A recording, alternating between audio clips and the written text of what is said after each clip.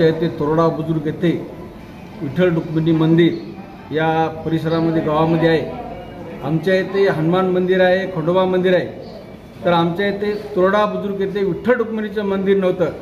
तर आमच्या विठ्ठलराव देशमुख बापू यांची एक इच्छा होती मंदिराची आणि ती त्यांच्या नातवानी पूर्ण केली। तर सर्व गावातल्या मंडळी चातुर्मासाचा सर्व एक महिनाभर लाभ घेतला। खरोखर आम्ही सकाळी 4ला जर उठलो तर आम्हाला असं वाटू लागलं की आम्ही अक्षरशः पंढरपुरामध्ये आहे आणि अक्षरशः पंढरपुरात वणीच काकडा इथे रोज होत गेला।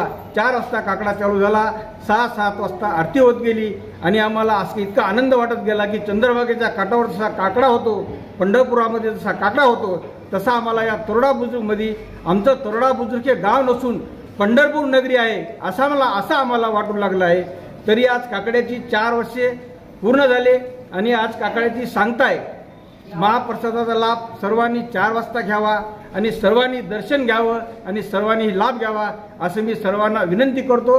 जय हिंद, जय महाराष्ट्र। आज या ठिकाणी तोरडा बुजुर्ग या गावी 5 वर्षापासून शनी विठ्ठल रुक्मिणीचं मंदिर या ठिकाणी स्थापन करण्यात आलेलं आहे आणि हा चातुर्मासाचा कार्यक्रम 1 महिन्यापासून शनी चालू आहे सतत सारखा।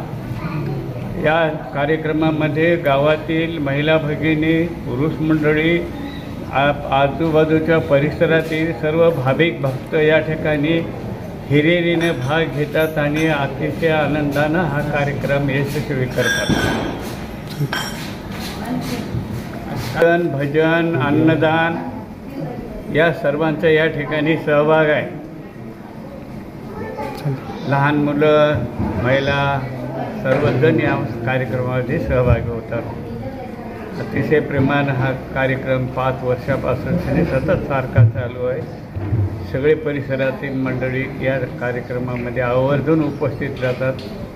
भजन, कीर्तन आणि अन्नदान फार मोठ्या प्रमाणामध्ये या ठिकाणी करण्यात दरवर्षी येते। चालू आहे। आजचा लास्ट शेवट दिवस आहे आणि सकाळी प्रभात फेरी, गाव फेरी काढलेली आहे आणि तसंच 1 वाजता कीर्तन आहे खंडोबा महाराज पासदगावकर यांचे आणि त्यानंतर कीर्तन झाल्यानंतर महाप्रसादाचं आयोजित केलेलं आहे।